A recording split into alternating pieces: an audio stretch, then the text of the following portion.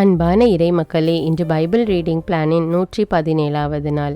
இன்று நாம் வாசித்து அறிய இருக்கிற விவிலிய பகுதி யோபு அதிகாரம் 28 முதல் 32 வரை. யோபு அதிகாரம் 29. யோபின் முன்னைய இன்ப நிலை. யோபு இன்னும் தொடர்ந்து பேசிய உரை. காண்பேனா முன்னைய திங்கள்களை, கடவுள் என்னை கண்காணித்த நாள்களை. அப்போது அவர் விளக்கு என் தலைமீது ஒளி வீசிற்று. அவரது ஒளியால் இருளில் நான் நடந்தேன். அப்போது என் இளமையின் நாள்களில் நான் இருந்தேன். கடவுளின் கருணை என் குடிசை மீது இருந்தது. அன்று வல்லவர் என்னோடு இருந்தார். என் மக்கள் என்னை சூழ்ந்திருந்தனர். அப்போது என் காலடிகள் நெய்யில் குளித்தன. பாறையிலிருந்து எனக்கு எண்ணெய் ஆராய் பாய்ந்தது. நகரவாயிலுக்கு நான் செல்கையில், பொது மன்றத்தில் என் இருக்கையில் அமர்கையிலும் என்னை கண்டதும் இளைஞர் ஒதுங்கிக் கொள்வர். முதிர்ந்த வயதினர் எழுந்து நிற்பர். உயர் குடிமக்கள் தம் பேச்சை நிறுத்துவர். கைகட்டி வாய்ப்பொத்தி வாழாவிருப்பர். தலைவர் தம் குரல் அடங்கிப்போம். அவர் அன்னத்தோடு ஒட்டி கொள்ளும். என்னை கேட்ட செவி என்னை வாழ்த்தியது. என்னை பார்த்த கண் எனக்கு சான்று பகர்ந்தது. ஏனெனில் கதறிய ஏழைகளை நான் காப்பாற்றினேன். தந்தை இல்லார்க்கு உதவினேன். அழிய இருந்தோர் எனக்கு ஆசி வழங்கினர். கைம்பெண்டிர் தம் உள்ளத்தை களிப்பால் பாட செய்தேன். அறத்தை அணிந்தேன், அது என் ஆடையாயிற்று. நீதி எனக்கு மேலாடையும் பாகையும் ஆயிற்று. பார்வையற்றோருக்கு கண் ஆனேன், கால் ஊனமுற்றோருக்கு கால் ஆனேன். ஏழைகளுக்கு நான் தந்தையாக இருந்தேன். அறிமுகமற்றோரின் வழக்குகளுக்காக வாதிட்டேன். கொடியவரின் பற்களை உடைத்தேன். அவரின் பற்களுக்கு இரையானவரை விடுவித்தேன். நான் எண்ணினேன், மணல்மணியைப் போல் நிறைந்த நாளுடையவனாய் என் இல்லத்தில் சாவேன். என் வேர் நீர் வரை ஓடி பரவும். இரவெல்லாம் என் கிளையில் பனி இறங்கும். என் புகழ் என்றும் ஓங்கும். என் வில் வலைத்திறன் கொண்டது. எனக்கு செவி கொடுக்க மக்கள் காத்திருந்தனர். என் அறிவுரைக்காக அமைதி காத்தனர். என் சொல்லுக்கு மறுசொல் அவர்கள் கூறவில்லை. என் மொழிகள் அவர்களில் தங்கின மழைக்கென அவர்கள் எனக்காய் காத்திருந்தனர். மாரிக்கென தங்கள் வாயை திறந்தனர்.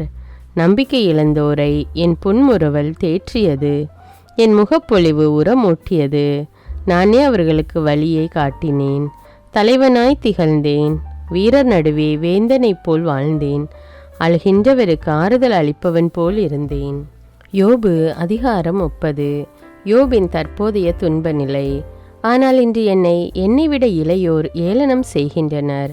அவர்களின் தந்தையரை என் மந்தையின் நாய்களோடு இருத்தவும் உடன்பட்டிறேன். எனக்கு அவர்களின் கைவன்மையால் என்ன பயன்? அவர்கள்தாம் ஆற்றலிழந்து போயினரே. அவர்கள் பட்டினியாலும் பசியாலும் எழுந்தனர். வறண்டு இருண்டு அழிந்த பாலைக்கு ஓடினர். அவர்கள் உப்புக்கீரையை புதரிடையே பறித்தார்கள். காட்டுப்பூண்டின் வேரே அவர்களின் உணவு. மக்கள் அவர்களை தம்மிடமிருந்து விரட்டினர். கல்வரை பிடிக்க கத்துவது போல் அவர்களுக்கு செய்தனர். ஓடைகளின் உடைப்புகளிலும் நில வெடிப்புகளிலும் பாறை பிளவுகளிலும் அவர்கள் வாழ்ந்தனர். புதர்களின் நடுவில் அவர்கள் கத்துவர். முட்செடியின் அடியில் முடங்கி கிடப்பர். மடையனின் மக்கள் பெயரில்லா பிள்ளைகள். அவர்கள் நாட்டிலிருந்து விரட்டப்பட்டனர். இப்பொழுதோ அவர்களுக்கு நான் வசைப்பாட்டு ஆனேன். அவர்களுக்கு நான் பழமொழி ஆனேன். என்னை அவர்கள் அருவருக்கின்றனர். என்னை விட்டு விலகி போகின்றனர். என் முன் காரி துப்பவும் அவர்கள் தயங்கவில்லை. என் வில்லின் நாணை கடவுள் தளர்த்தி என்னை தாழ்த்தியதால் என் முன் அவர்கள் கடிவாளமற்றவராயினர். என் வலப்பக்கம் கும்பல் கூடுகின்றது. என்னை நெட்டி தள்ளுகின்றது. அழிவுக்கான வழிகளை எனக்கு எதிராய் வகுத்தது. எனக்கு அவர்கள் குழி தோண்டுகின்றனர். என் அழிவை விரைவுபடுத்துகின்றனர். அவர்களை தடுப்பார் யாரும் இல்லை. அகன்ற உடைப்பில் நுழைவது போல பாய்கின்றனர். இடிபாடுகளுக்கு இடையில் அலைபோல் வருகின்றனர். பெருந்திகில் மீண்டும் என்னை பிடித்தது. என் பெருமை காற்றோடு போயிற்று. முகிலென மறைந்தது என் சொத்து. இப்பொழுதோ என் உயிர் போய்கொண்டே இருக்கின்றது. இன்னலின் நாள்கள் என்னை இறுக்குகின்றன. இரவு என் எலும்புகளை உருக்குகின்றது. என்னை வாட்டும் வேதனை ஓய்வதில்லை. நோயின் கொடுமை என்னை உருக்குலைத்தது. கழுத்துப்பட்டை போல் என்னை ஒட்டி கொண்டது. கடவுள் சேற்றில் என்னை அமிழ்த்து விட்டார். புழுதியும் சாம்பலும் போல் ஆனேன். நான் உம்மை நோக்கி மன்றாடினேன், ஆனால் நீர் எனக்கு பதில் அளிக்கவில்லை. நான் உம்முன் நின்றேன், நீர் என்னை கண்ணோக்கவில்லை. கொடுமையுள்ளவராய் என் மட்டில் மாறினீர். உம் கை வல்லமையால் என்னை துன்புறுத்துகின்றீர். என்னை தூக்கி காற்றில் பறக்க விட்டீர். புயலின் சீற்றத்தால் என்னை அலைக்கழித்தீர். ஏனெனில் சாவுக்கும் வாழ்வோர் அனைவரும் கூடுமிடத்திற்கும் என்னை கொணர்வீர் என அறிவேன். இருப்பினும் அழிவின் நடுவில் ஒருவர் உதவிக்கு அலரும் பொழுது, அவல நிலையில் அவர் இருக்கும் பொழுது எவர் அவருக்கு எதிராக கையை உயர்த்துவார்? அவதிப்பட்டவருக்காக நான் அளவில்லையா? ஏழைக்காக என் உள்ளம் இளகவில்லையா? நன்மையை எதிர்பார்த்தேன், தீமை வந்தது. ஒளிக்கு காத்திருந்தேன், இருளே வந்தது. என் குலை நடுங்குகிறது, அடங்கவில்லை. இன்னலின் நாள்கள் என்னை எதிர்கொண்டு வருகின்றன. கதிரோன் இன்றியும் நான் கருகி திரிகிறேன், எழுகிறேன், மஞ்சத்தில் அழுகிறேன். உதவிக்கு குள்ள நரிக்கு உடன்பிறப்பானேன், நெருப்பு கோழிக்கு தோழனும் ஆனேன். என் தோல் கருகி உரிகின்றது, என் எலும்புகள் வெப்பத்தால் தீகின்றன. என் யாழின் ஓசை புலம்பலாயிற்று, என் குழலின் ஒளி அழுகையாயிற்று. யோபு அதிகாரம் 31. தாம் குற்றமற்றவர் என்பதை யோபு விளக்குதல். கண்களோடு நான் உடன்படிக்கை செய்து கொண்டேன், பின்பு கன்னி ஒருத்தியை எப்படி நோக்குவேன்? வானின்று கடவுள் வழங்கும் பங்கென்ன? விசும்பெனின்று எல்லாம் வல்லவர் விதிக்கும் உரிமை என்ன? தீயோருக்கு வருவது கேடு அல்லவா? கொடியோருக்கு வருவது அழிவு அல்லவா? என் வழிகளை அவர் பார்ப்பதில்லையா? என் காலடிகளை அவர் கணக்கிடுவதில்லையா? பொய்மையை நோக்கி நான் போயிருந்தால், வஞ்சகத்தை நோக்கி என் காலடி விரைந்திருந்தால், சீர்தூக்கும் கோளில் என்னை அவர் நிற்கட்டும். இவ்வாறு கடவுள் என் நேர்மையை அறியட்டும். நெறி தவறி என் காலடி போயிருந்தால், கண்ணில் பட்டதையெல்லாம் என் உள்ளம் நாடியிருந்தால், என் கைகளில் கரையேதும் படிந்திருந்தால், நான் விதைக்க இன்னொருவர் அதனை உண்ணட்டும். எனக்கென வளர்பவை வேரோடு பிடுங்கப்படட்டும். பெண்ணில் என் மனம் மயங்கியிருந்திருந்தால், பிறரில் கதவருகில் காத்து கிடந்திருந்தால், என் மனைவி மற்றொருவனுக்கு மாவரைக்கட்டும், மற்றவர்கள் அவளோடு படுக்கட்டும். ஏனெனில் அது தீச்செயல், நடுவரின் தண்டனைக்குரிய பாதகம்.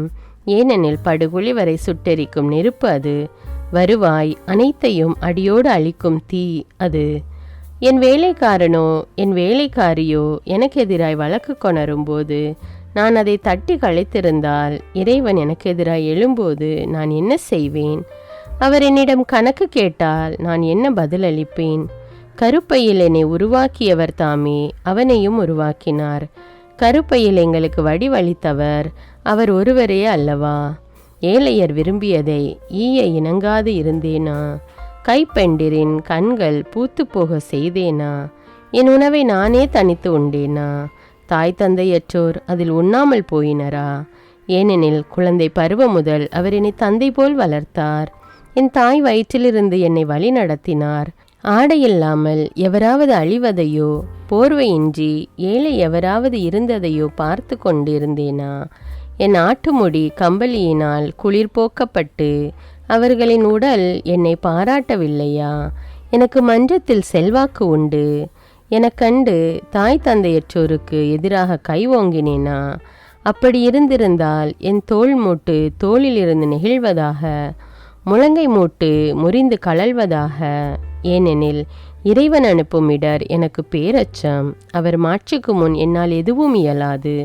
தங்கத்தில் நான் நம்பிக்கை வைத்திருந்தேன் ஆகில், பசும்பொன் என் உறுதுணை என்று பகர்ந்திருப்பேன் ஆகில், செல்வ பெருக்கினால் அல்லது கை நிறைய பெற்றதால் நான் மகிழ்ந்திருப்பேன் ஆகில், சுடர்விடும் கதிரவனையும் ஒளியில் தவழும் திங்களையும் நான் கண்டு என் உள்ளம் மறைவாக மயங்கியிருந்தால், அல்லது என் வாயில் கை வைத்து முத்தமிட்டிருந்தால், அதுவும் நடுவர் தீர்ப்புக்குரிய பழியாயிருக்கும். ஏனெனில் அது உன்னத இறைவனை நான் மறுப்பதாகும். என்னை வெறுப்போரின் அழிவில் நான் மகிழ்ந்ததுண்டா? அல்லது அவர்கள் இடர்படும் போது இன்புற்றதுண்டா? சாகும்படி அவர்களை சபித்து என் வாய் பாவம் செய்ய நான் விடவில்லை. இறைச்சி உண்டு நிறைவு அடையாதவர் யாரேனும் உண்டா என்று என் வீட்டார் வினவாமல் இருந்ததுண்டா? வீதியில் வேற்றார் உறங்கியதில்லை. ஏனெனில் வழிபோக்கருக்கு என் வாயிலை திறந்து விட்டேன். என் தீச்செயலை உள்ளத்தில் புதைத்து என் குற்றங்களை மானிடர் போல் மறைத்ததுண்டா? பெருங்கும்பலை கண்டு நடுங்கி உறவினர் இகழ்ச்சிக்கு அஞ்சி நான் வாளாவிருந்ததுண்டா? கதவுக்கு வெளியே வராதிருந்தது உண்டா? என் வழக்கை கேட்டு ஒருவர் இருந்தால் எத்தனை நன்று. இதோ என் கையொப்பம், எல்லாம் வல்லவர் எனக்கு பதில் அளிக்கட்டும். என் எதிராளி வழக்கை எழுதட்டும். உண்மையாகவே அதை என் தோள் மேல் தூக்கி செல்வேன். எனக்கு மணிமுடியாக சூட்டிக் கொள்வேன்.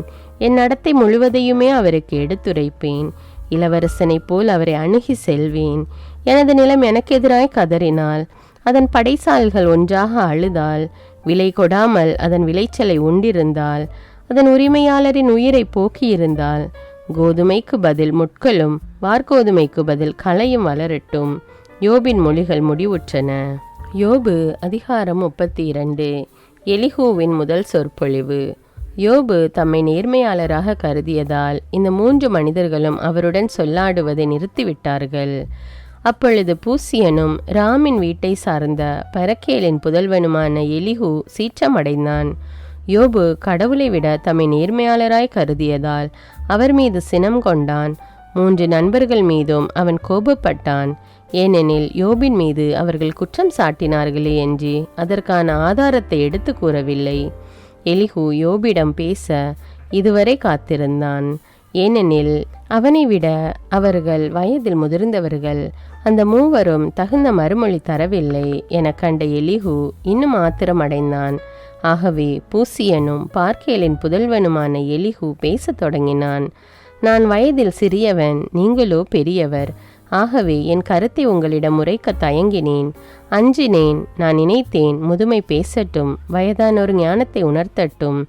ஆனால் உண்மையில் எல்லாம் வல்லவரின் மூச்சே, மனிதரில் இருக்கும் அந்த ஆவியே உய்த்துணர்வை அளிக்கின்றது. வயதானோர் எல்லாம் ஞானிகள் இல்லை, முதியோர் நீதியை அறிந்தவரும் இல்லை. ஆகையால் நான் சொல்கின்றேன், எனக்கு செவி கொடுத்தருள்க. நானும் என் கருத்தை சொல்கின்றேன். இதோ சொற்களுக்காக காத்திருந்தேன். நீங்கள் ஆய்ந்து கூறிய வார்த்தைகளை, அறிவார்ந்த கூற்றை நான் கேட்டேன். உங்களை கவனித்து கேட்டேன். உங்களுள் எவரும் யோபின் கூற்று தவறென எண்பிக்கவில்லை. அவர் சொற்களுக்கு தக்க பதிலளிக்கவும் இல்லை. எச்சரிக்கை, நாங்கள் ஞானத்தை கண்டுகொண்டோம். இறைவனே அவர் மீது வெற்றி கொள்ளட்டும். மனிதரால் முடியாது என்று சொல்லாதீர்கள். என்னை நோக்கி யோபு தம் மொழிகளை கூறவில்லை. உங்கள் சொற்களில் அவருக்கு நான் பதிலளிக்க மாட்டேன். அவர்கள் மலைத்து போயினர், மீண்டும் மறுமொழி உரையார். அவர்கள் ஒரு வார்த்தையும் சொல்வதற்கில்லை. அவர்கள் பேசவில்லை, நின்று கொண்டிருந்தாலும் பதில் சொல்லவில்லை. நான் இன்னும் காத்திருக்க வேண்டுமா? நானும் எனது பதிலை கூறுவேன். நானும் எனது கருத்தை நவிழ்வேன். ஏனெனில் சொல்ல வேண்டியவை என்னிடம் நிறைய உள்ளன. என் உள்ளத்தில் ஆவி என்னை உந்துகின்றது. இதோ என் நெஞ்சம் அடைப்பட்ட திராட்சரசம் போல் உள்ளது, வெடிக்கும் புதுரச துருத்தி போல் உள்ளது. நான் பேசுவேன், என் நெஞ்சை ஆற்றிக்கொள்வேன். வாய் திறந்து நான் பதிலளிக்க வேண்டும். நான் யாரிடம் ஒருதலை சார்பாய் இருக்க மாட்டேன். நான் யாரையும் பொய்யாக புகழ மாட்டேன். ஏனெனில் பசப்பி புகழ எனக்கு தெரியாது. இல்லையேல் படைத்தவரே விரைவில் என்னை அழித்திடுவார்.